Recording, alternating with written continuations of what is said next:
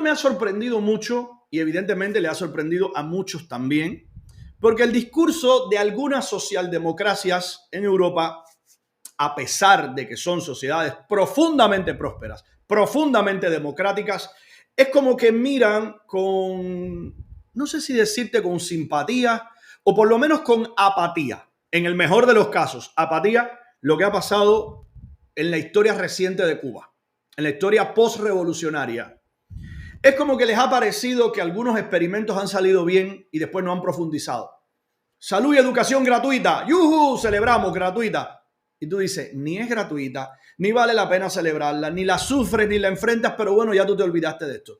Cuando yo vi la publicación por parte de Deutsche Welle de este encabezado, dije, eso yo tengo que verlo. Miren ustedes. Así anunciaba la cadena, en este caso en su página de redes sociales, su página de Facebook, perdón, en sus redes sociales, lo siguiente. Como la revolución castrista, ya por aquí empezamos de una manera peculiar, porque estos son términos que utilizamos más nosotros, ¿verdad? Cómo la revolución castrista se convirtió en un régimen autoritario en Cuba. Fidel Castro, el revolucionario que llegó al poder en 1959 prometiendo democracia, moría el 25 de noviembre de 2016 sin haber permitido la convocatoria de elecciones libres. Directo al pecho, ¿no? Me parecía, yo decía, espérate, pero estoy viendo Deutsche Welle o estoy viendo a Cubanet. No, o estoy viendo a Cubitanao. No, Deutsche Welle. Yo te voy a decir ahora porque esto es muy relevante. Ya te dije que este es, digamos, el Estado alemán, que esta es la cadena oficial pública, financiada, repito, con dinero del contribuyente. Esto no es dinero privado, pero hay un elemento adicional. Moría el 25 de noviembre de 2016 sin haber permitido la convocatoria de elecciones libres. Además, la Cuba de hoy es un país sin apenas industria ni actividad económica. La población carece del alimento y las medicinas necesarias y sufren apagones constantes, algunos de más de 24 horas. En los últimos 2 años, casi el 30% de la población abandonó la isla, más que en toda la historia de la revolución en un periodo tan corto. Deutsche Welle repasa la historia de la revolución cubana y lo que fue de las promesas iniciales de democracia. Una crónica de Laura Iglesias San Martín, Jaime González Arguedas y Mariano Ramírez Gisbert, con la participación de Lilian Guerra, profesora de Historia de Cuba y el Caribe en la Universidad de Florida, y Amir Valle, periodista y escritor cubano. Yo dije, esto está llamativo.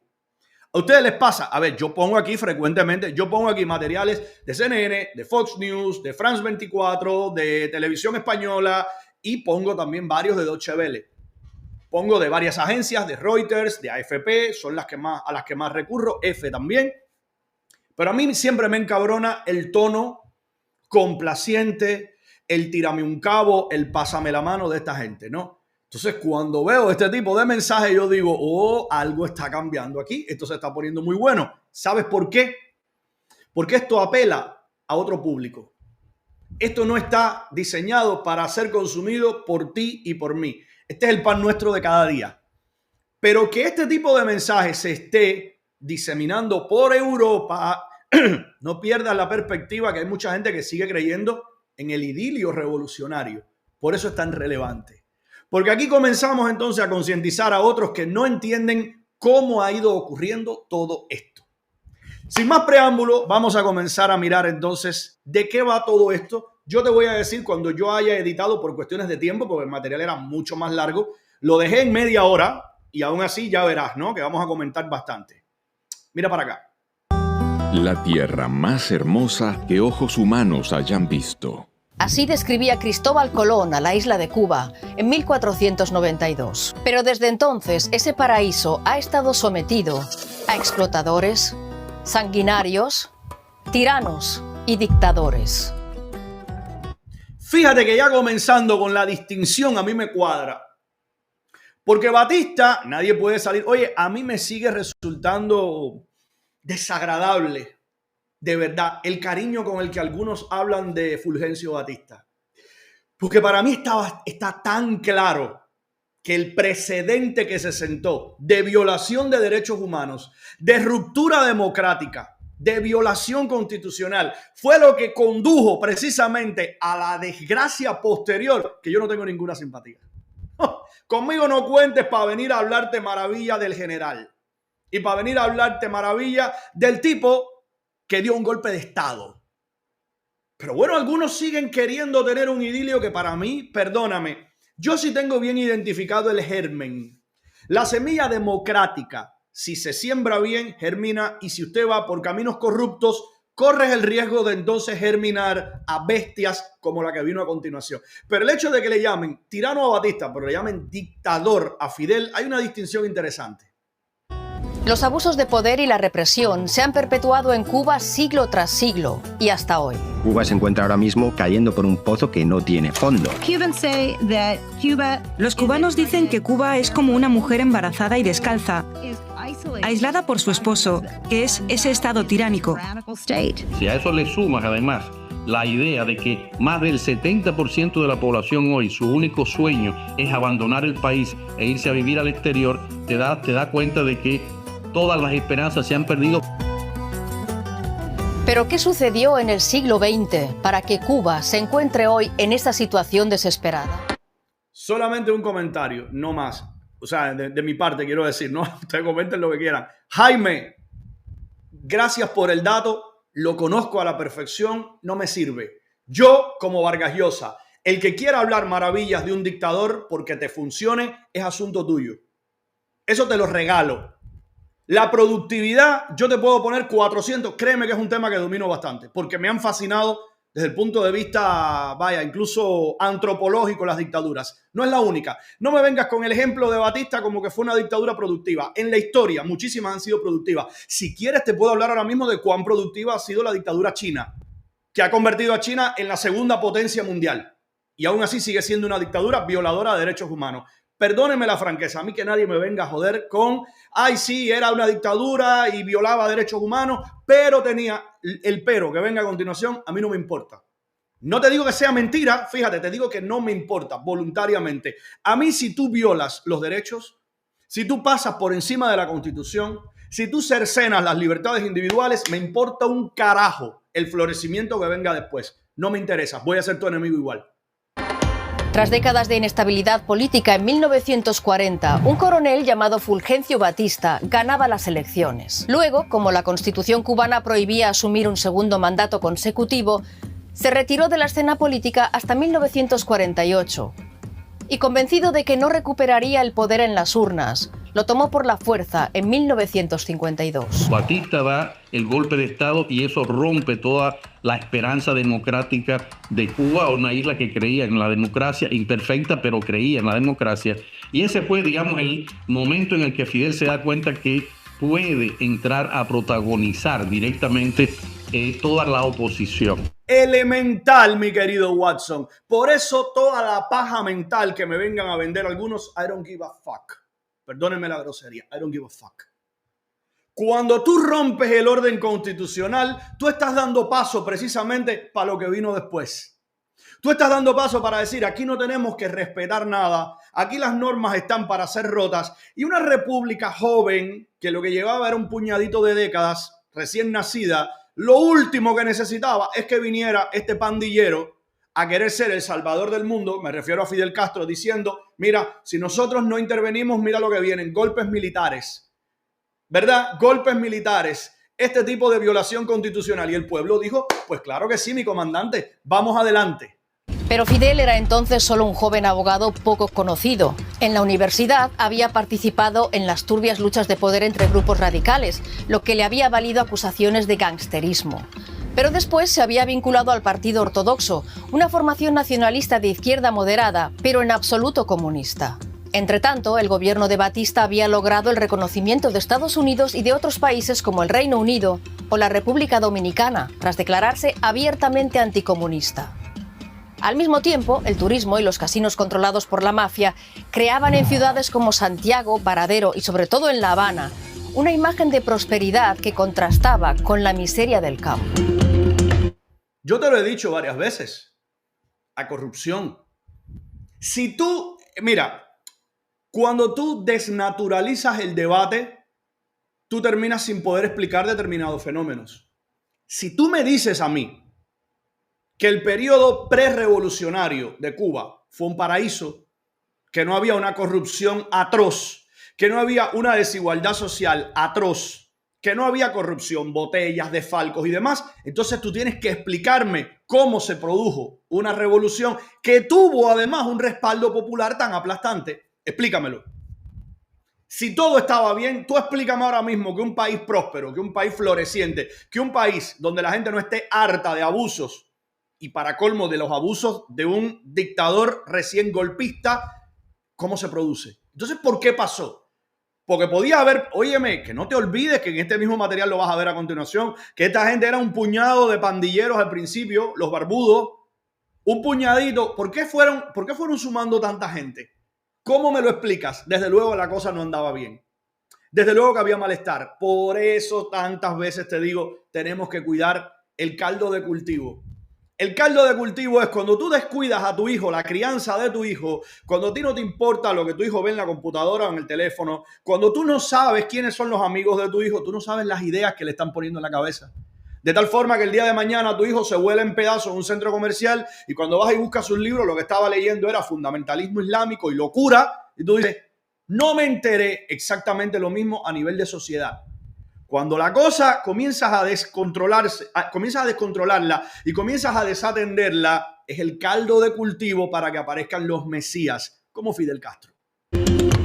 La represión se extendió entonces a toda la oposición, con unos servicios secretos que recurrían a la tortura y las ejecuciones extrajudiciales. Colocaban los cadáveres de jóvenes disidentes en las esquinas de las calles en donde vivían, para amedrentar así a posibles insurrectos. Ese terror, sumado a la corrupción generalizada, dio alas a una oposición decidida a derrocar al dictador. Había grupos y facciones procedentes de diversas clases sociales, de diversas orientaciones políticas, que tenían estrategias diferentes. Había estudiantes, había expolíticos o políticos, jueces, abogados, intelectuales vinculados a los partidos dominantes antes del golpe de Estado de Batista. Esa comunidad se convertiría en la columna vertebral de los movimientos de protesta contra Batista. ¿Qué hizo Fidel para tratar de llamar la atención y ganar legitimidad? Lanzó una especie de asalto suicida contra el cuartel Moncada. Brilliant. Como estrategia, como concepción y como le salió. ¿Usted está entendiendo? En la historia de Cuba que nos cuentan hoy, el gran líder Fidel ya era un tipo conocidísimo en toda Cuba y era el gran... No, era un comemierda desconocido, era un pandillero. Necesitaba realce.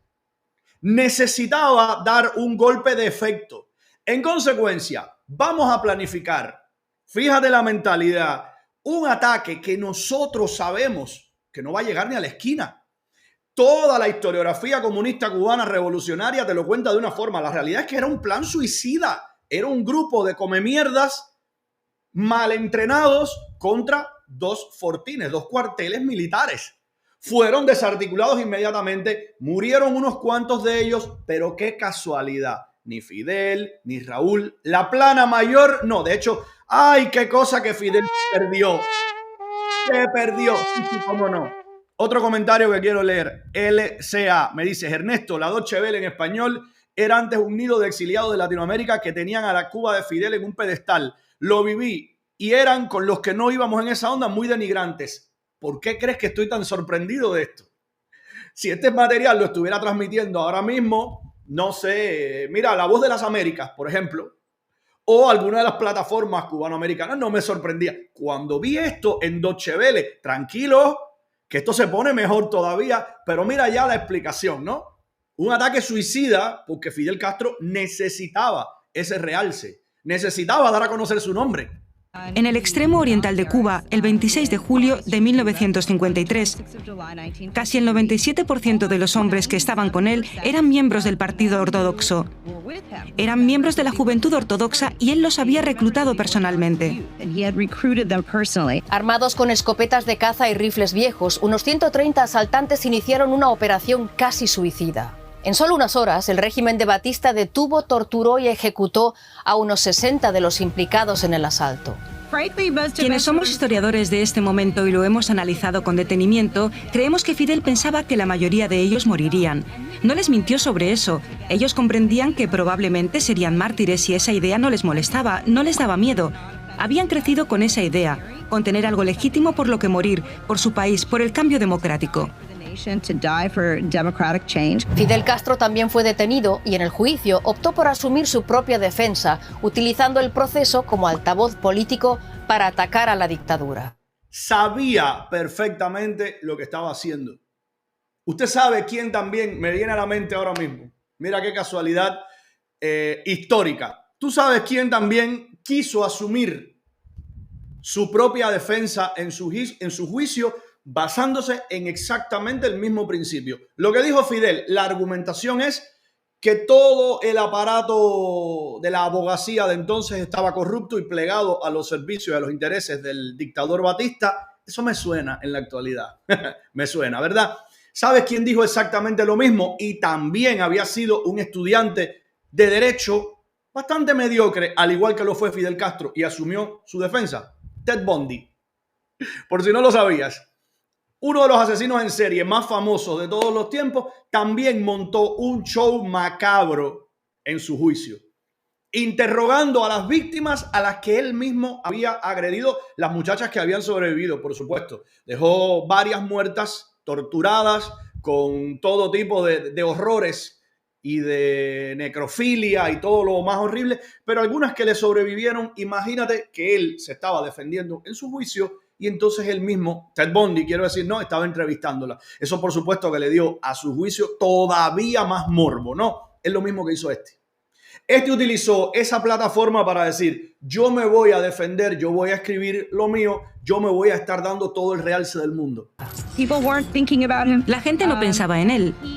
Él salió a escena mediante la publicación de su larga defensa, del discurso de autodefensa que pronunció cuando estaba siendo juzgado por el asalto al cuartel Moncada. Eso comenzó a darle credibilidad y carisma. ¿Qué aprendió Fidel en ese proceso? Aprendió que si puedes controlar la narrativa sobre lo que está sucediendo, eres la estrella. ¿Por qué es importante mantener la libertad de prensa? Para que el Estado no controle la narrativa. ¿Por qué te dije hace un rato con respecto a las amenazas de Trump en cuanto a la FCC, las licencias a las cadenas que no le son afines? Porque no tienes que controlar la narrativa. Cuando controlas la narrativa, eres el dueño de la verdad. Y la verdad es solamente entonces la que te favorece a ti, la que tú eres capaz de impulsar. Fidel fue condenado a 15 años de cárcel, pero 2 años después se benefició de una amnistía concedida por Batista y decidió exiliarse en México. Allí fundó el movimiento Menos de 2 años. 26 de julio y allí conoció a 2 hombres que serían clave para sus planes. Uno era Ernesto Guevara, un médico argentino marxista que había recorrido Latinoamérica y se había propuesto acabar con la desigualdad y la injusticia en la región. Y el otro era Camilo Cienfuegos, un opositor a Batista, nada cercano al comunismo, que se convertiría luego en uno de los comandantes guerrilleros más populares de Cuba. Pausa ahí. Yo tengo que seguirme creyendo a estas alturas que casualmente los únicos 2 que podían hacerle sombra al gran líder supremo, uno de ellos desapareció categóricamente cuando mandaron, fíjate tú, cuando lo mandaban a apresar a un revoltoso. Ya llegaremos a Ubermatos dentro de un momento. Pero bueno, desapareció de la faz de la tierra. Jamás una sola huella. El otro terminó disgustado, no lo apoyaste, terminaron matándolo en Bolivia y lo has aprovechado como símbolo. Tú te das cuenta de lo que es una mentalidad macabra, ¿eh? Desde México, el grupo buscó apoyo y dinero de los exiliados para organizar su golpe siguiente contra Batista. ¿De quién? Espérate, porque esta historia de Cuba a mí no me la contaron. Y cuando me la contaron, quizás yo no entendí. De los exiliados, o sea, eran los mismos mercenarios que me dicen hoy, los mismos que te dicen que tú no puedes trabajar dentro de Cuba y recibir dinero de aquellos que se opongan al régimen porque te hace un mercenario y mereces ser encarcelado por 20 y tantos años, igual que los periodistas independientes de la Primavera Negra. Claro, yo sé que ya hemos hablado históricamente de José Martí buscando fondos con los tabaqueros, pero cada vez que aquí recordamos a dónde iban ellos a buscar dinero para hacer su revolución, tú sí y los de ahora no. No se te puede oponer ahora, ¿verdad? Compraron armas y también un yate por el que pagaron 50.000 pesos a un matrimonio estadounidense que lo había abandonado junto al río Tuxpan tras sufrir un asalto. Los propietarios, una pareja ya mayor, había bautizado el yate como Granma, abuela. Y ese nombre serviría luego para designar al órgano oficial del Comité Central del Partido Comunista de Cuba, Granma, la voz del régimen de Castro. A eso le falta una D para que fuera Grandma, ¿ok? Pero bueno, el origen del nombre es ese. El término se convirtió en un emblema del régimen, aunque la misión del Granma volvió a ser un fracaso. El 25 de noviembre de 1956, 82 guerrilleros con Fidel Castro, su hermano Raúl, Che Guevara y Camilo Cienfuegos a la cabeza se habían embarcado en aquel yate con destino a Cuba. La travesía requirió 2 días más de lo previsto y al llegar el Granma quedó encallado frente a la costa, obligando a los rebeldes a desembarcar casi solo con lo puesto, dejando a bordo gran parte de su munición y medicinas. 3 días después, el ejército de Batista les tendía una emboscada que mató a casi todos los guerrilleros. Solo escaparon unos 20 que se escondieron en la cercana Sierra Maestra. Las derrotas militares se veían compensadas por la victoria mediática. Esto es trascendental y quiero detener ahí un momento. Fíjate cuánto habían fracasado en muchos aspectos, pero Fidel aprendió.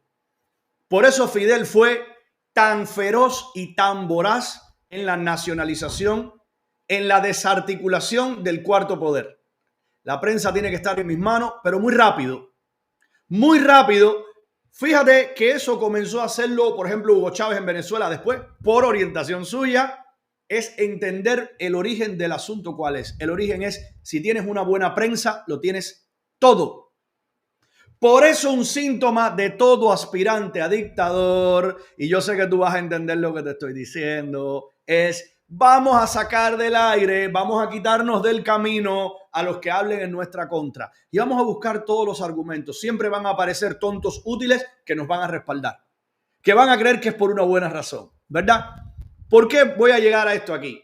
Porque en el medio de la nada, arriesgando la vida de que siguieran a Herbert Matthews, los batistianos, de que encontraran, Fidel entendió rapidito. Esta entrevista con el New York Times es fundamental. Todas las cámaras que quieran venir a mostrar cómo estamos enfrentados a la tiranía, eso nos va a granjear las simpatías. Eso va a hacer que el mundo nos vea como héroes y vamos a comenzar a tener dentro del propio pueblo y fuera, fíjate, dentro y fuera, vamos a comenzar a tener un respaldo que va a compensar y que va a superar los descalabros militares que hemos tenido. La figura de Fidel como héroe de la Revolución cubana estaba a punto de nacer.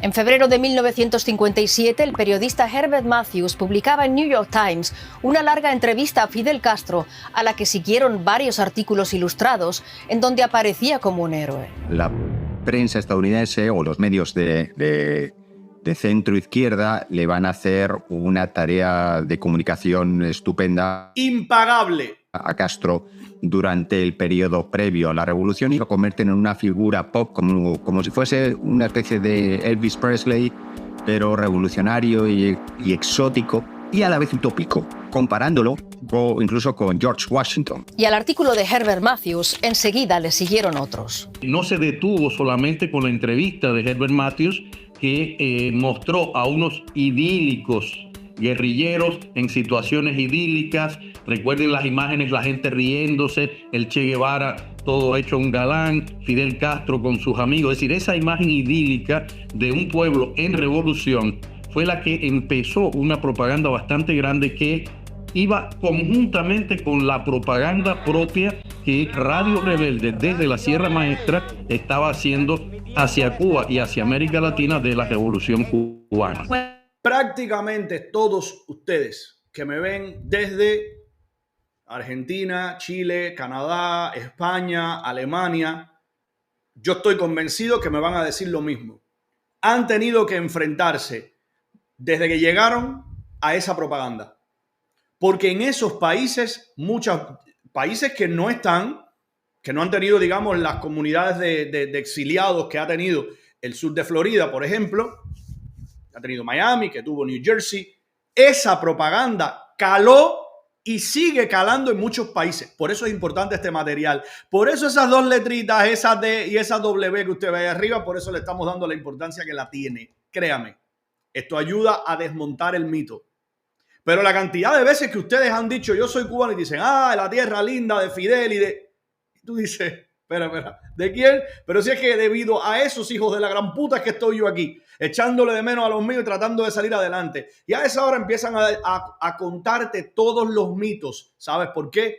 Porque a eso se han dedicado en cuerpo y alma. La revolución cubana, si en algo ha sido eficaz, es contando ese relato.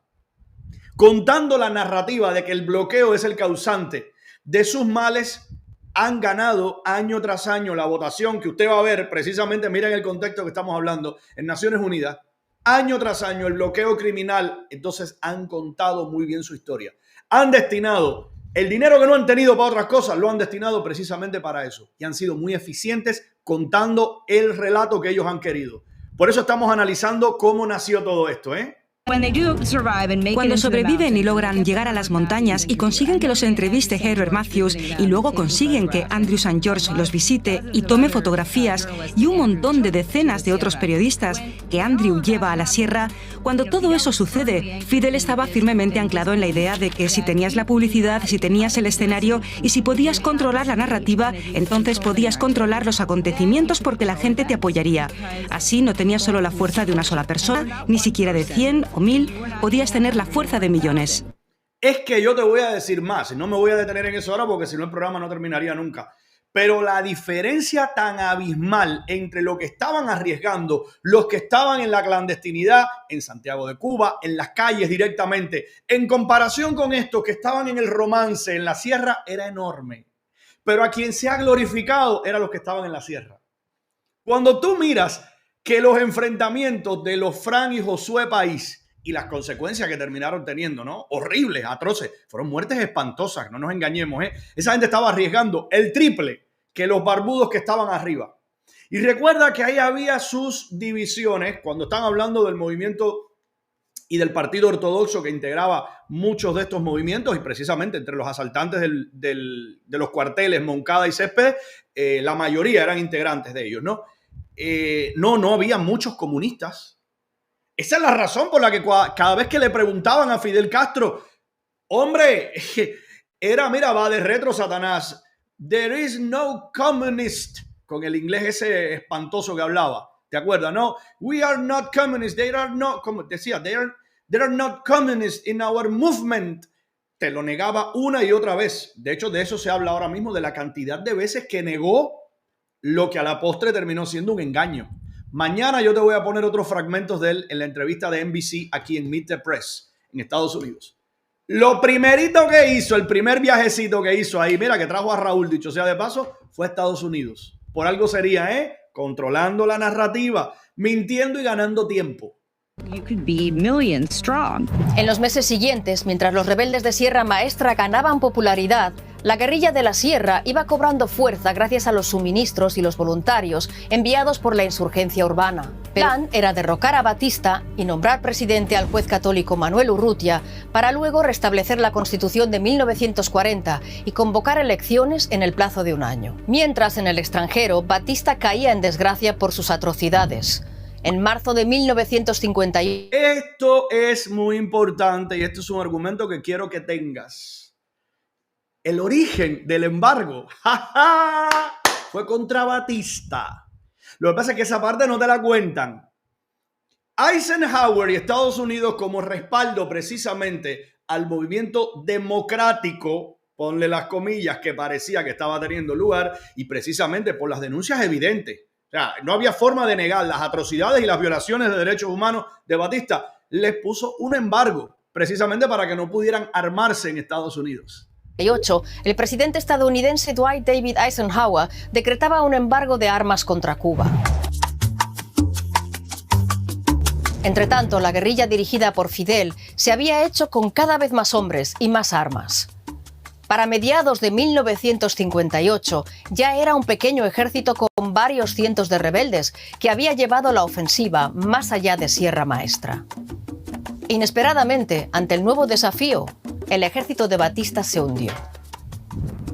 El 31 de diciembre de 1958, el Che tomaba Santa Clara, abriendo a la guerrilla el camino hacia La Habana. A las pocas horas, Fulgencio Batista huía a Santo Domingo en avión. Este es el sujeto que algunos me glorifican. ¿Tú quieres que te diga lo que es para mí? Un pendejo. Y ahí sales tú a dar alarido y dar gritos. Un pendejo. Un tipo que apenas la cosa se puso, mírame, colorcito hormiga, déjame llevarme mi dinerito, déjame ir echando y punto final. Ahí está Zelensky. Y tú vienes a venderme a este como... Es que son las cosas de cierto sector cubanófilo que yo no entiendo. Cuando yo te hablo a ti de que ciertos personajes, el anticastrismo, fulano, mengano, los nombrecitos de siempre, yo te digo, ya, ¿y a qué castrista grande me le explotaron la cabeza? A ninguno, ¿verdad? No me jodas.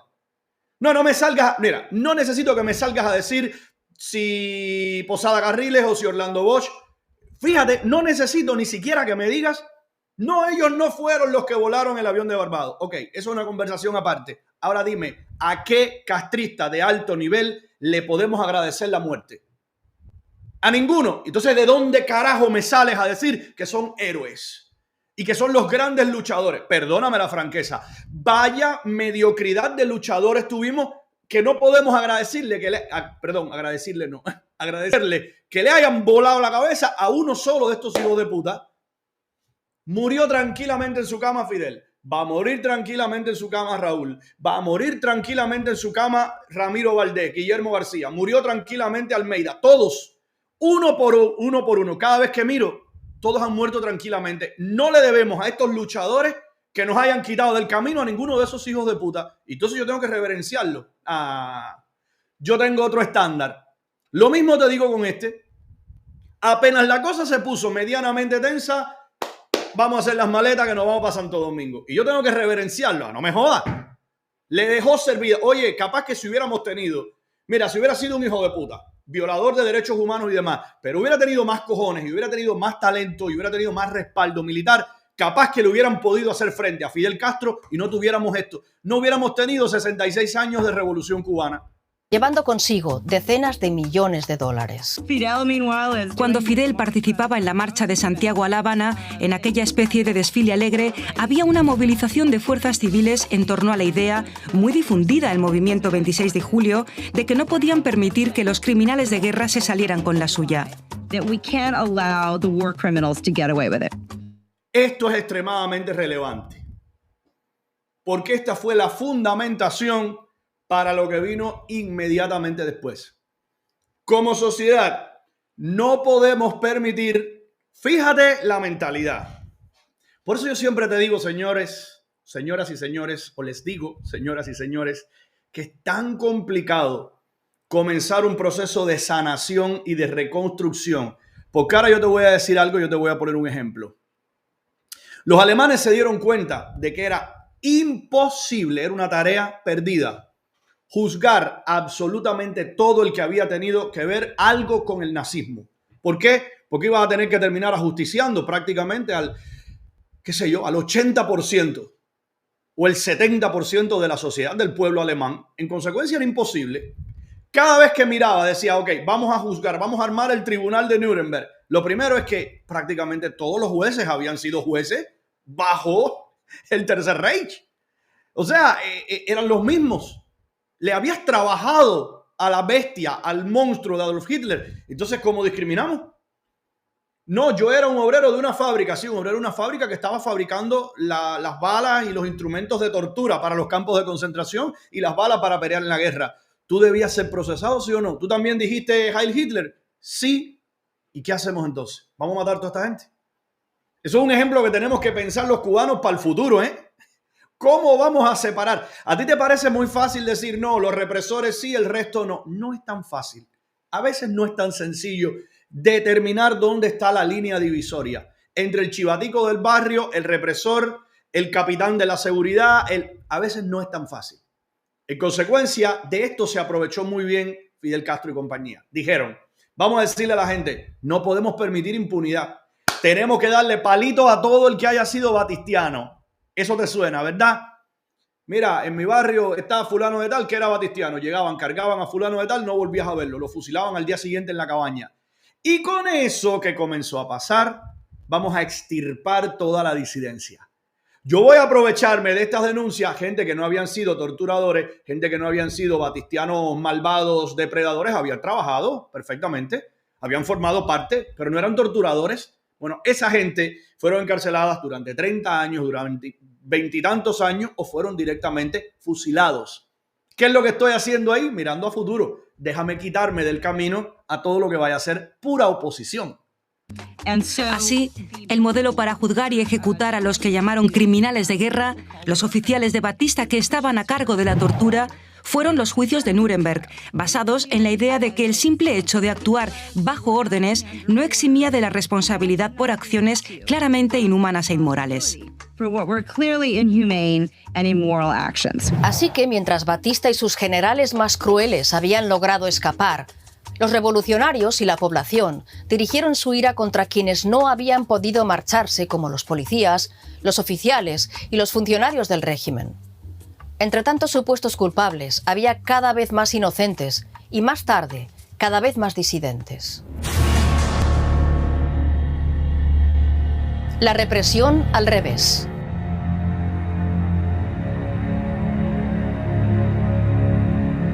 Esa es una de las vergüenzas populares en la historia de Cuba. El pueblo pidió paredón para cualquier figura que las autoridades revolucionarias le pusieran delante. Pobrecito pueblo, ¿eh? Víctima desde el día cero. Hemos sido víctimas, bullshit. Hemos tenido de todo.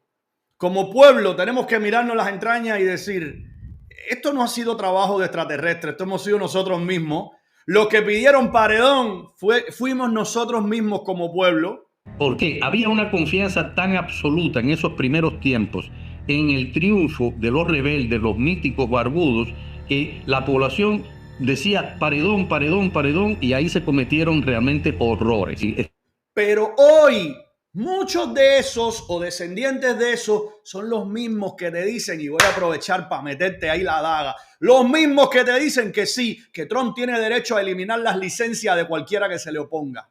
Son los mismos que te aplauden y te ríen que sí, que aparezca una lunática a decir que hay que lanzar a la gente a darle de comer a los caimanes, a los alligators con los inmigrantes.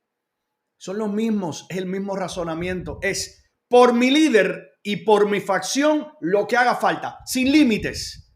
Sin límites. En consecuencia, si Fidel y sus barbudos revolucionarios, que son nuestros salvadores, ¿verdad?, están diciendo que estos son malvados, despiadados, no me tienes ni que explicar más. Paredón, ejecútalo. Estuvieron en todos los medios, incluso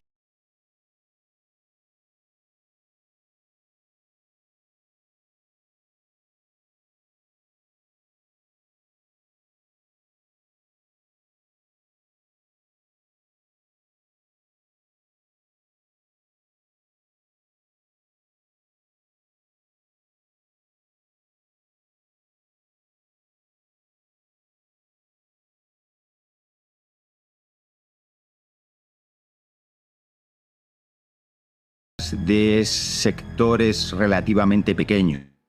Relativamente pequeño por las consecuencias, ¿no? Cuando tú estás mirando las barbas o bardas de tu vecino arder, tú dices, déjame callarme, déjame quedarme tranquilito. Si lo que está costando ahora mismo es que este salga a decir, oye, espérese ahí un momentico. Señores, no han pensado en eso. No han pensado lo terrible que tiene que haber sido, y porque yo me he detenido a pensar en eso. Lo terrible que tiene que haber sido en personas que se sentían ilusionadas genuinamente, personas que dijeron, cojones, vamos a construir un país ahora mismo, nos hemos librado ahora mismo de un dictador mediocre para colmo. Tú no me puedes poner a Batista como un gran dictador, fue un mediocre como dictador también, fue un mediocre como militar, fue un pendejo como militar, te lo sigo diciendo, y fue un dictador bastante mediocre. Fíjate si fue mediocre que... Oye, yo te digo una cosa, dejaste salir en menos de 2 años, tenías toda la justificación del mundo para tener encarcelado ahí durante, mira, 15 años, 20 años, lo que te hubiera dado la gana, al tipo que después terminó derrotándote y lo dejaste salir, le diste una amnistía en 2 años, tú entiendes lo que es ser un dictador mediocre. Coño, ni como dictador fuiste eficaz. Pero bueno, las personas que dijeron, nos quitamos a este de arriba, vamos a construir un país ahora de verdad, con derechos, ¿verdad? Coño, con el fundamento martiano de con todos y para el bien de todos, que genial, qué lindo suena eso, ¿verdad? Y comienzas a ver ejecuciones y comienzas a ver abusos. ¿En qué momento ya tú te paras y dices, wait, voy un momentico ahí? Espérate que esto no es lo que... No es esto. Eso es lo que a mucha gente le cuesta, ¿eh? Y por eso siguen militando muy carnerísticamente, sea donde sea, decir, espérate, yo estaba contigo. Yo respaldaba esto, pero no era este el camino que yo pensé que íbamos a tomar. Bueno, a esos comenzó a costarles también la cabeza. Pero si yo soy de los tuyos, pero si yo soy... Mira, yo te di no sé cuántas bestias, yo era el campesino fulano, puse a tu disposición. No nos interesa, aparecían los mismos barbudos, te llevaban a ti mismo y nadie volvía a saber de ti vivo. Tiene que haber sido terrible para esa gente, ¿eh? Tiene que haber sido terrible y ahí vamos ahora para Uber Matos. ¿Tú sabes el billetón que puso Uber Matos en función de esta revolución? O sea, evidentemente a los jueces, a los colegios de abogados, una práctica jurídica semejante, sin ningún tipo de garantía, pues les resultaba insoportable. Y también la Iglesia reacciona protestando ante las ejecuciones. Pero lo que es cierto es que en la mayoría de la población no existe una protesta generalizada. ¿Por qué no existe una protesta generalizada? Porque había un respaldo multitudinario. Porque era nuestro Dios, era nuestro líder. Por eso a mí me causa tanto repelús el endiosamiento de cualquiera. You name it, cualquiera, el que me pongas delante. Yo te voy a decir, muy bien, tú eres un servidor público, tú no eres mi Dios, tú no eres mi, ¿sabes? Mi líder, mi qué sé yo, no, yo no sé de eso. Por eso cuando yo veo el endiosamiento mira, con Nayib Bukele, que tienen algunos, yo digo, el caldo de cultivo para yo hacer lo que me dé la gana y seguir contando con tu apoyo. Yo te voy a conducir por donde yo quiero. De hecho, estas ejecuciones extrajudiciales se sustentaban en el mismo formato que algunos le defienden hoy a Bukele. Decir, no, es que son muchos, no hay tiempo de procesar tanto, así que vamos a hacer juicio sumario. 15, 20 gente, 30 a la misma vez, perfecto, condenado a muerte todo el mundo. Mañana, paredón para toda esta gente. Muy rapidito todo. El odio contra los horrores de Batista había cegado a una población seducida por las promesas de los nuevos.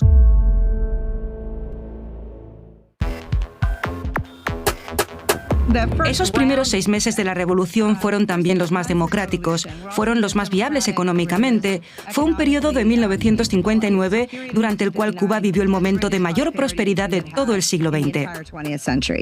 No te olvides, teóricamente todavía Fidel no estaba a cargo. En enero de 1959, Fidel Castro era jefe de las Fuerzas Armadas y había asegurado que no aspiraba a ocupar cargos políticos. Sin embargo, pronto utilizó su popularidad para forzar ya en febrero la dimisión del primer ministro, asumiendo él mismo su puesto. Y como ya había hecho en Sierra Maestra, cuando era jefe de gobierno, seguía negando todo vínculo con el comunismo. I am not communism. I am not agree with communism. Esto yo te voy a poner, no te la voy a poner completa, pero mañana yo te tengo ya seleccionados varios fragmentos relevantes de esta comparecencia en los estudios en NBC, aquí inmediatamente después, un par de meses después, si la memoria no me está fallando, de haber triunfado la revolución. Communism. And when we took the power, which were our systems? Free press to every body, free ideas, free religion belief, and all those rights, those human rights. Pero al mismo tiempo esquivaba las elecciones prometidas, al igual que las dictaduras. Lo cual comenzaba ya a despertar suspicacias.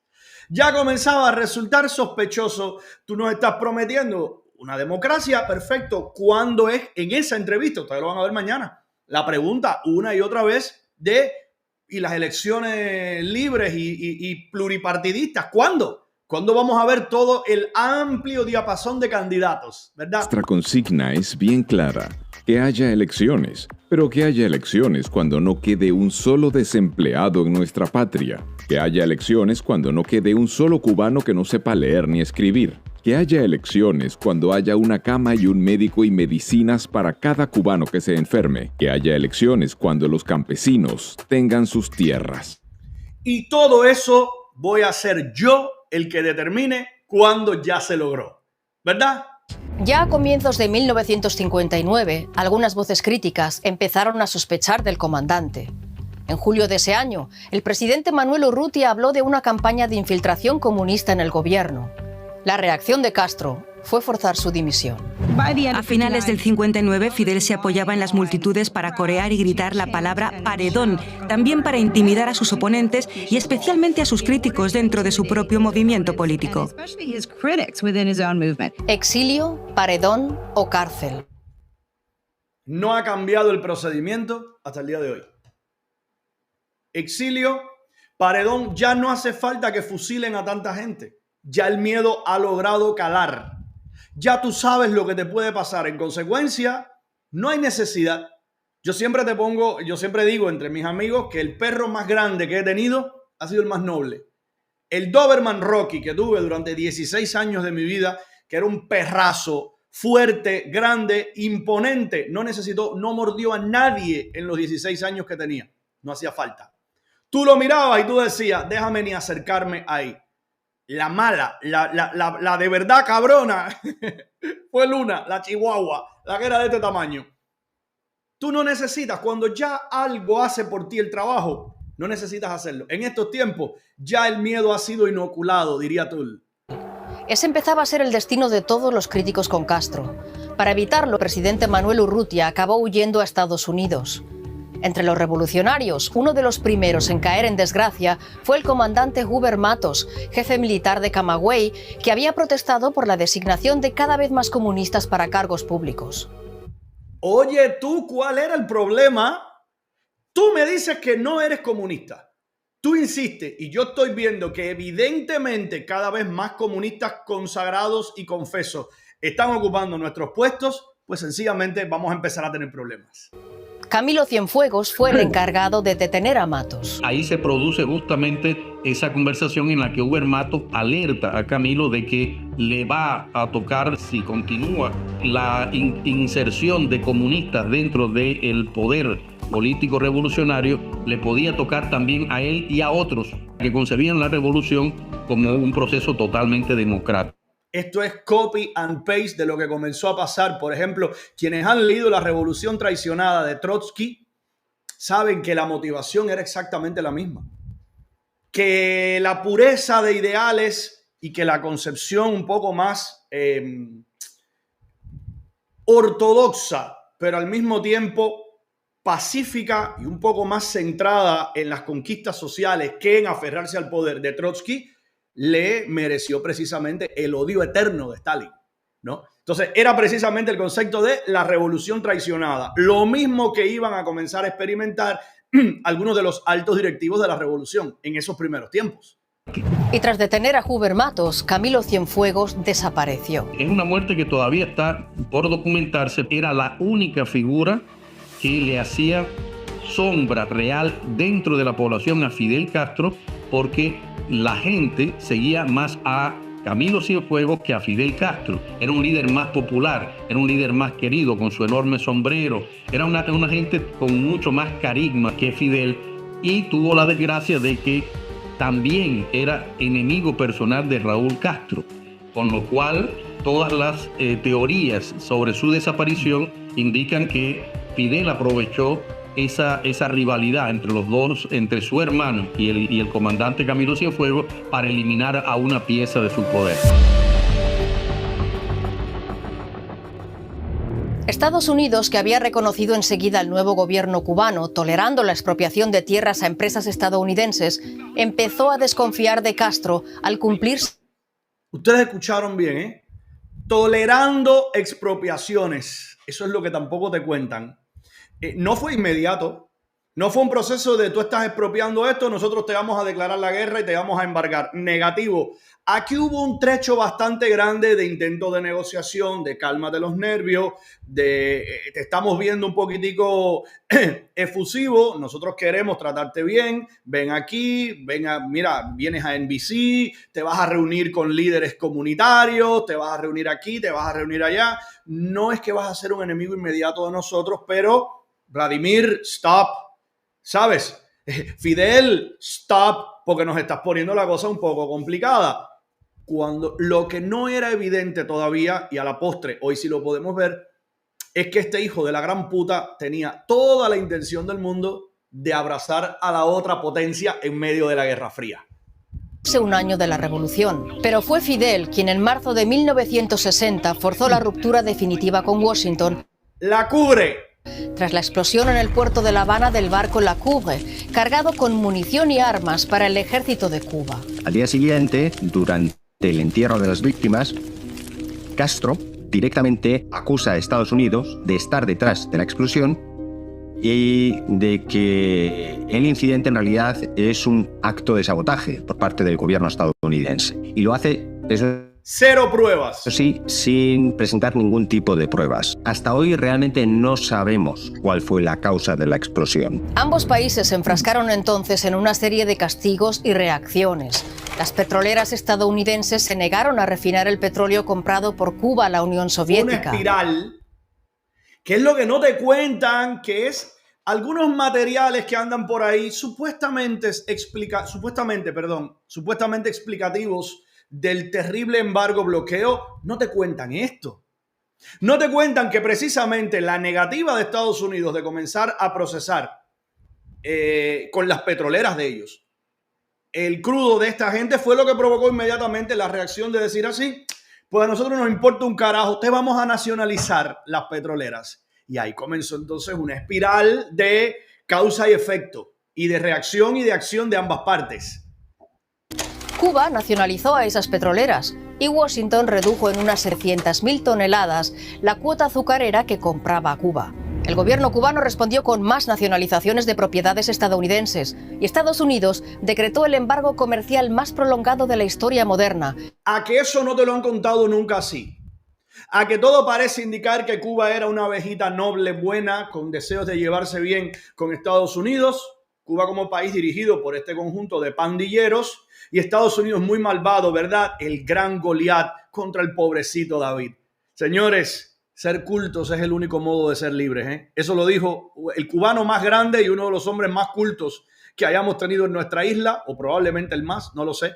Si vemos lo poco que vivió y el caudal que amasó en su cerebro, no tengo ninguna duda. De que es el más grande y el más glorioso, de eso tengo menos dudas aún. Pero nos dijo, ser cultos es el único modo de ser libres. Que todavía hoy ahoga a la economía de la isla.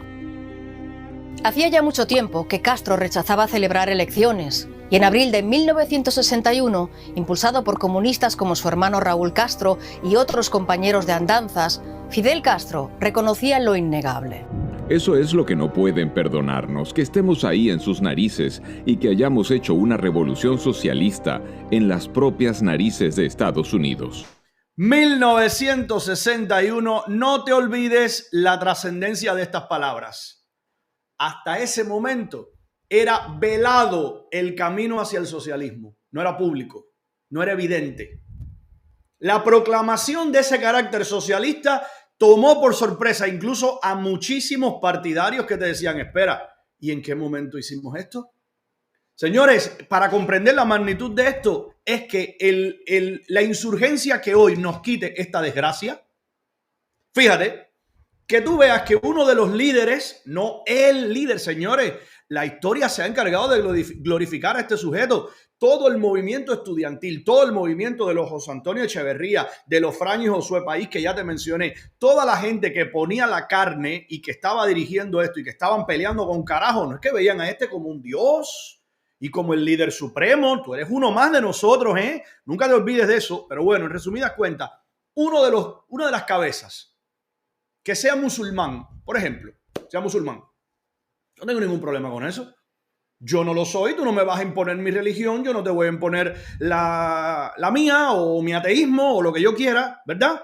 En consecuencia, más nada. El día de mañana triunfamos, vas poniendo en puntos claves cada vez más a personas de tu religión y yo comienzo a sospechar y lo converso con algunas personas. Oye, yo no sé si hasta el momento en el que comenzamos entonces a hablar de una teocracia, y comenzamos a hablar de que será la República Islámica de Cuba libre y que cuando yo aparezca a decir, espera, ¿y de dónde salió esto? Tú inmediatamente me decapites y comiences a masacrar a todo el mundo, ¡pum! Para amiguitos de Irán, ¿verdad? El ayatolá bendiciéndonos y tú dices, ¿y en qué momento pasó esto?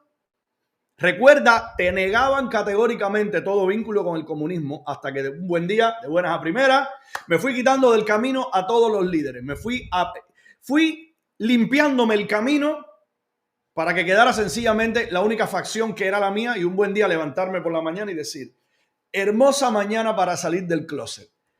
Esto es lo que no pueden perdonarnos, que estemos ahí en sus narices y que hayamos hecho una revolución socialista en las propias narices de Estados Unidos. Un mentiroso, un embustero profesional. Una revolución socialista en las propias narices de Estados Unidos. El Pedro de la Revolución Cubana negó el comunismo 3 veces, igual que Pedro negó a Jesucristo. Lo negó primero justamente en esa entrevista que le concedió a Herbert Matthews. Lo negó después el 19 de abril del 59, cuando lo invitan a Estados Unidos y en Washington él pronuncia su famoso discurso donde dice que la revolución es tan verde como las palmas y que las acusaciones de comunismo eran totalmente falsas. Y después que regresa, en todos los programas de televisión, él se encarga de negar cualquier filiación comunista y cualquier rumbo comunista. Saben que este material me ha traído a la mente la idea de invitar a este programa muy pronto a Amir Valle. Aquellos que no lo saben, sí, este es el mismo escritor de Habana, Babilonia, el gran Amir Valle, con quien tengo además muy buena onda. He colaborado en el pasado con la revista que él mismo dirigía. He publicado textos con él, así que tengo una excelente relación. Y esto me ha dado una idea probablemente de invitarlo y hablar de este giro favorable desde mi punto de vista que ha tenido Deutsche Welle, ¿no? Comunista de la revolución, ¿por qué? Porque Cuba era una nación cristiana muy conservadora. Ser comunista en el país era muy mal visto, era casi como mencionar a Satanás, una vez que ya Fidel declaró completamente la revolución socialista y ya la revolución enrumbó por los caminos rusos del comunismo. Pero Estados Unidos no estaba dispuesto a aceptarlo. En abril de 1961, unos 2.000 opositores anticastristas armados y entrenados por la CIA desembarcaron en la Bahía de Cochinos. Pero en solo 3 días fueron derrotados por las decenas de miles de soldados movilizados por Castro que mataron o capturaron a todos los atacantes. Y la victoria total y completa que tuvieron las fuerzas cubanas fue abrumadora e inevitable. 400.000 o más cubanos contra menos de 2.200 exiliados entrenados en Estados Unidos. Aquella victoria tan rotunda consolidó el apoyo al gobierno cubano como nunca antes.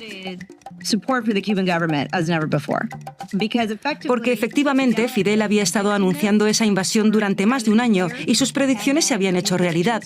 Estados Unidos había invadido Cuba e intentado tomar el poder. Esto permitía al régimen castrista presentarse como el David que había derrotado a Goliat, capaz de enfrentarse y vencer a Estados Unidos, con lo cual su reputación internacional pues crecía enormemente. La narrativa, una vez más.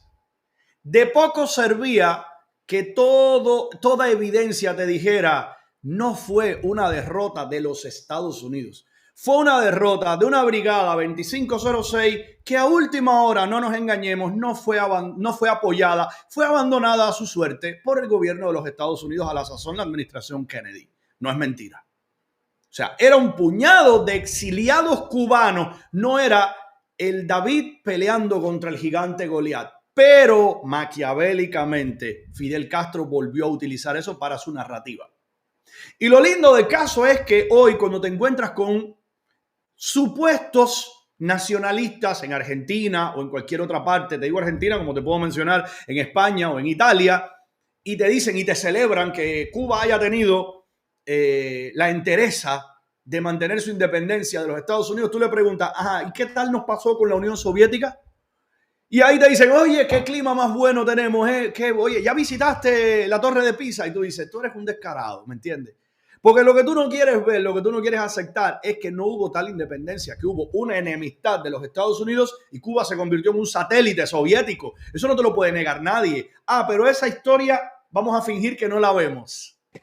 Pero también dentro de Cuba, el régimen cubano va a utilizar lo ocurrido para encarcelar a todas las voces críticas que pueda encontrar, sin importar si tuvieran o no algún tipo de vinculación con el desembarco de Bahía de Cochinos o con la insurgencia, que en ese mismo momento surge en la Sierra del Escambray contra el régimen cubano. Tras el desembarco en la Bahía de Cochinos, Cuba se integró rápidamente en el bloque soviético. Y entonces, el miedo a un nuevo intento de Estados Unidos generó una crisis que llevó al mundo al borde de la guerra nuclear. En 1962, Estados Unidos descubrió que la Unión Soviética había instalado armas nucleares en Cuba. Lo había hecho para contrarrestar los misiles estadounidenses estacionados en Turquía, pero también para prevenir una invasión estadounidense de la isla caribeña, a la que Washington había impuesto un embargo militar. En medio de esas tensiones, Castro escribió al líder soviético Nikita Khrushchev pidiéndole que lanzara armas nucleares contra Estados Unidos si Washington iniciaba un desembarco en Cuba. Ese es el tipo de episodio que no tiene vuelta atrás en una nación democrática. Ahí él lanza un... Cuando usted entiende el peligro tan descomunal que estaba corriendo el país, es algo así. Mira, vamos a ponértelo en conceptos domésticos. El estudio que yo tengo en mi casa, este estudio, está, digamos, separado de la sala y de la estructura de la casa y está insonorizado. O sea, cuando yo cierro esto aquí, perfectamente, si estoy en silencio, si estoy hablando a este volumen, claro que me voy a ir afuera, ¿no? Pero yo puedo estar aquí en silencio diciendo que estoy trabajando y el resto de mi familia no tiene por qué saber lo que estoy haciendo.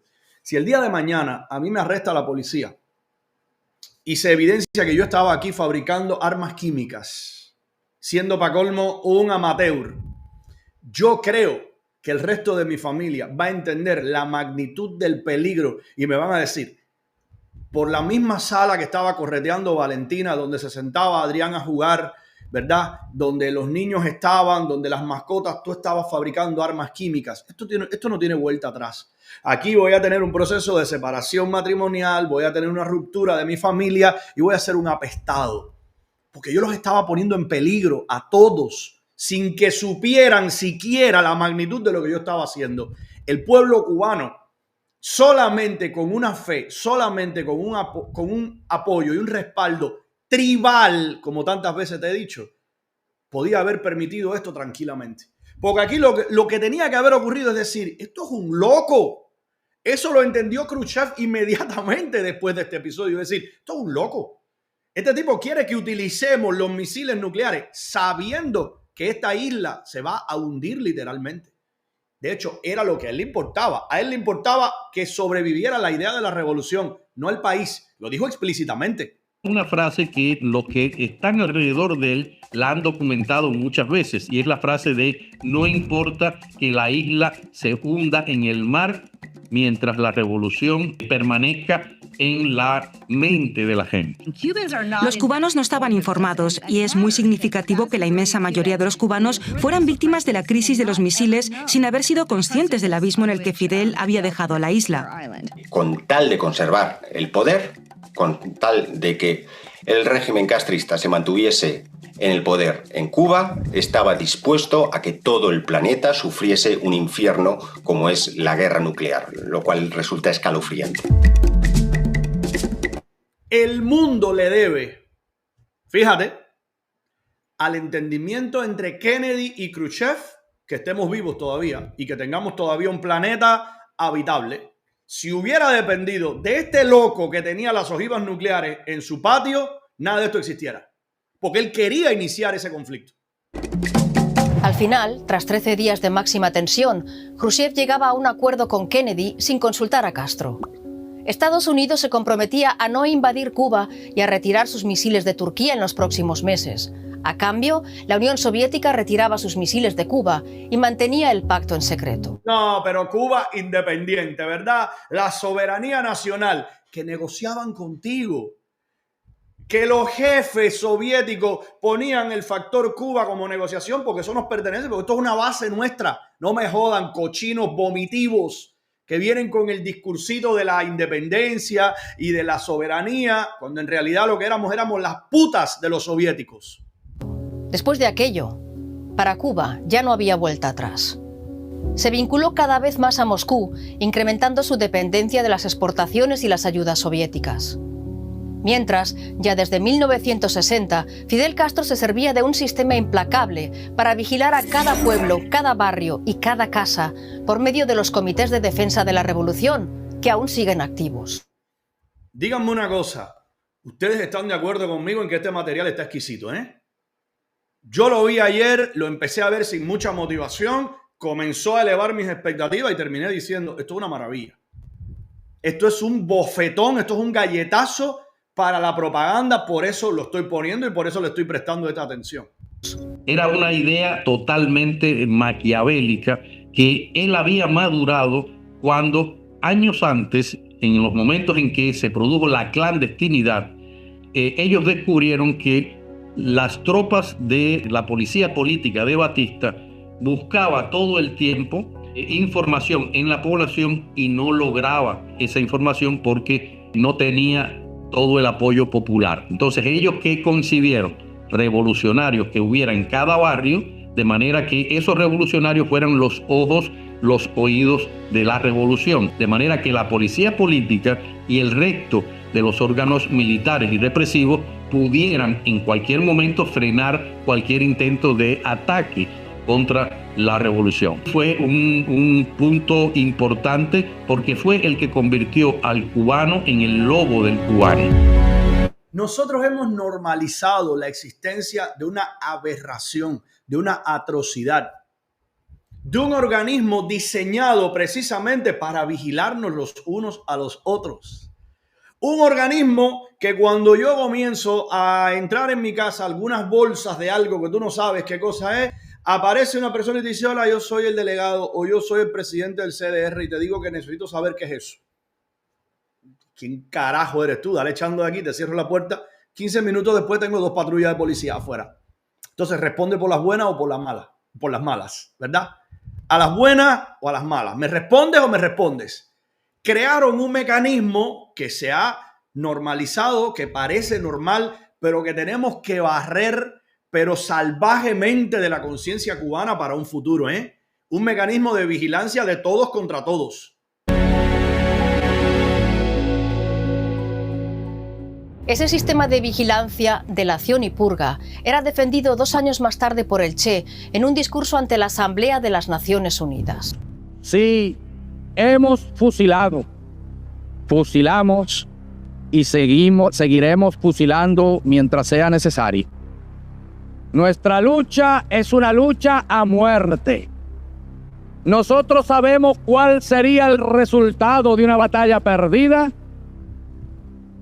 y también tienen que saber los gusanos cuál es el resultado de la batalla perdida hoy en Cuba. Por eso soy el que soy en este país. Por eso cuando advierto, con los 41 años de vida que tengo, no me interesa. Mi cabeza está documentada con todo esto. Me he pasado la vida aprendiendo de esto.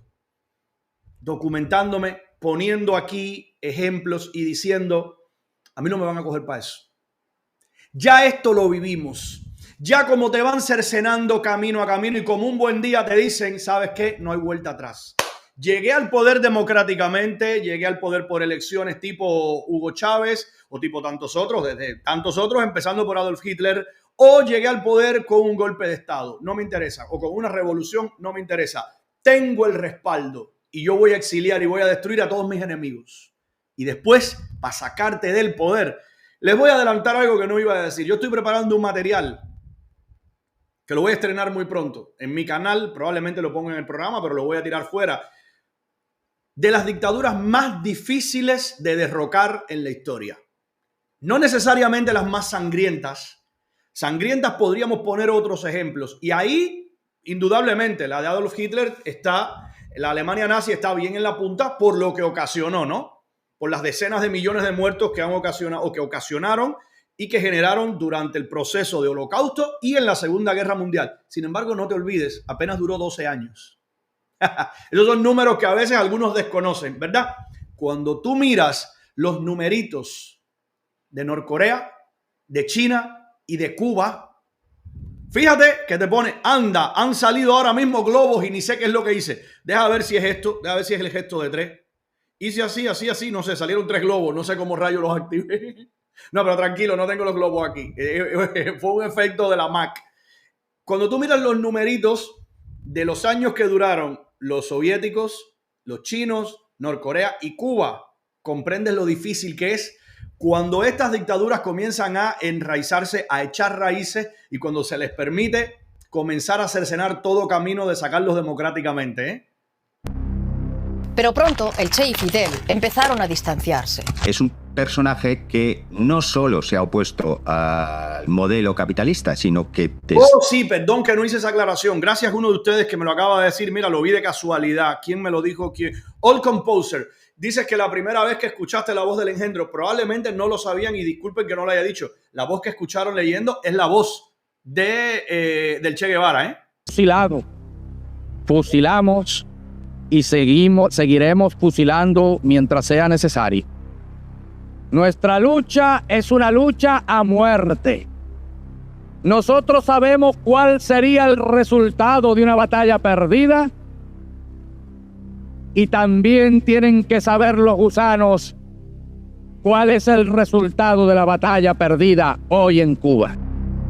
Pero pronto el Che y Fidel empezaron a distanciarse. Es un personaje que no solo se ha opuesto al modelo capitalista, sino que desde muy pronto, o sea, desde el 63, critica también el modelo soviético. Para entonces, Fidel ya había dejado claro, si no estás con nosotros, estás contra nosotros. Así que disentir realmente no era posible, y el Che disintió. Creo que para poner fin a los debates sobre la imagen del Che, cuando él volvió a marcharse, la gente, en cierto modo, lo dejó de lado. Ese distanciamiento sería una de las razones que llevarían al Che a abandonar Cuba para crear guerrillas primero en el Congo y luego en Bolivia. Se crea una imagen de él como de alguien valiente, intrépido, que se enfrenta a la autoridad, que está dispuesto a sacrificar su comodidad, incluso su vida, para viajar a miles de kilómetros y llevarle justicia y el bienestar a otros países, y no solo una vez, no solo en Cuba, sino en Congo y en Bolivia, a lo que se añade además el propio atractivo físico que tenía el Che Guevara y el encanto que era capaz de desplegar en las entrevistas con los periodistas. Para Fidel Castro era otra amenaza. Piénsalo, la amenaza, fíjate que mucho más poderosa, yo diría que era más doméstica la amenaza de Camilo Cienfuegos, pero el Che Guevara, mira el icono global que es. Gente que no sabe quiénes son, pero reconoce la imagen del Che Guevara, la clásica foto de Korda. En consecuencia, cuando decidió seguir camino fue como una especie de alivio, ¿verdad? Pero una vez más, la mente maquiavélica de Fidel Castro dijo, no te voy a tener aquí, pero te voy a utilizar. Ya verás cómo. Bueno, era una especie como de James Bond revolucionario. Aun habiendo roto con el Che, Fidel supo sacar partido al personaje. Tras su muerte en Bolivia, cuando luchaba por otra causa, Fidel se hizo con sus diarios, sabiendo que serían su mejor propaganda. El periodista Andrew St. George y otro de Magnum estaban en el lugar para tratar de obtener los diarios y publicarlos con un gran consorcio editorial estadounidense. Mi teoría es que Fidel pagó a un miembro del alto mando por los diarios y le pagó más de lo que aquel consorcio prometía. Así que, para el verano del 68, los diarios eran liberados gratis y globalmente para todo el mundo. En Cuba se imprimieron 1 millón de copias y cientos de miles de estas copias sirvieron como lectura obligatoria en las escuelas secundarias y preparatorias cubanas, desde 1968 en adelante. Y se discutía intensamente en estos círculos políticos que existían en cada aula y en cada escuela y que estaban dirigidos por jóvenes comunistas. También se leían los diarios del Che en los lugares de trabajo. La gente los leía y eran diarios de horrores. Es irónica que la fascinación europea por el Che no tenga nada que ver con la forma en que lo veían los cubanos. Lo veían como una víctima de la arrogancia de Fidel Castro. Con el Che convertido en instrumento para adoctrinar y los cubanos espiándose entre ellos, el régimen cubano se protegió para perdurar. Cambió totalmente la estructura de control de la población y lo especializó a un punto, asesorado por Moscú y por la antigua RDA, para concebir el que se considera hoy el sistema represivo más perfecto en la historia. Y es lo que ha permitido que la revolución se mantenga, junto también, por supuesto, con todo ese trabajo con los tontos útiles que hay alrededor del mundo, en el cual se sigue diciendo: gracias a Albe que nos pone un super sticker. Todo es culpa del bloqueo, todo es culpa de Estados Unidos, y no se reconoce absolutamente ningún tipo de responsabilidad. No solamente ningún tipo de responsabilidad actual, en el contexto actual. No se reconoce ninguna responsabilidad en el inicio de las hostilidades que condujeron al bloqueo, como ellos lo llaman, al embargo. O sea, hemos perdido el norte, hemos perdido el sentido en todo esto. Hemos perdido el sentido en que usted se convirtió en un enemigo que amenazaba, no ya, digamos, la estabilidad en la región, amenazaba la mera existencia de los Estados Unidos. Usted albergó misiles nucleares. ¿Qué pueblo se mete la lengua en el culo con eso y no le dice a sus propios dirigentes: tú consultaste con nosotros, tú consultaste con alguien? Aquí nos iba la vida de nosotros como especie. Ese mismo pueblo que dice: ay, pobrecito de las consecuencias del bloqueo. Hemos permitido, señores, que estos cabrones, que este mismo partido, que este mismo individuo nos gobernara durante todas estas décadas. Son las consecuencias. En la vida somos consecuentes con las acciones o enfrentamos el resultado de las acciones de manera consecuente. Es nuestra responsabilidad. No, nosotros fuimos creando toda esta enemistad, nosotros fuimos creando todo el acercamiento con un enemigo que en efecto fue subiendo de tono. No, era para decirle: espérate un momentico, esos cohetes americanos en Turquía, eso es un conflicto tuyo. No, misiles nucleares aquí en mi país, no, hombre, no, dale echando para allá, apenas esta gente se entere, tú sabes lo que se va a armar aquí. Eso es ser responsable, eso es querer a tus hijos. Si no, tú dices: tráeme para acá. Lo primero que yo te voy a decir a ti, el día que tú me digas: yo quiero, Ernesto, ¿tienes espacio en tu casa? Sí, yo tengo bastante espacio. Necesito que me guardes un paquete. ¿Qué tiene ese paquete? No, ese paquete tiene un cargamento de Novichok. Yo voy a decir: sí, dale, háblame. No, en serio, es Novichok. ¿Tú estás hablando en serio? ¿Tú crees que en la casa donde yo tengo a mi hija de menos de 4 años y mi hijo de 12 años, yo voy a tener esa mierda? Mira, me ofende el simple hecho de que tú concibas que yo voy a guardarte eso en mi casa. Ya tú ni eres mi amigo ni quiero hablar más contigo, ¿no? Es más, te voy a denunciar. Armas químicas en mi casa, dale echando tú de aquí. No, sí, tráela. Qué rico, venga. Y vamos a amenazar entonces a quien nos dé la gana. Usted es un psicópata. Usted es un psicópata. Usted es un enloquecido. Cuando desaparece todo el bloque soviético y cuando la Unión Soviética se hunde, desaparecen todas las subvenciones y desaparece el mercado en el que se estaba moviendo Cuba, con lo cual toda la economía cubana se colapsa completamente. En 3-4 años pierde como el 35% de su PIB. Es una barbaridad. Ni en una guerra se produce algo semejante. Desde luego, en tiempos de paz resulta inaudito. Y empujó a toda la economía cubana a la supervivencia, al intento de supervivencia. Porque en la práctica esa pérdida del Producto Interno Bruto te da a ti la dimensión de cuánto no se producía, de cuánto se dependía del subsidio soviético.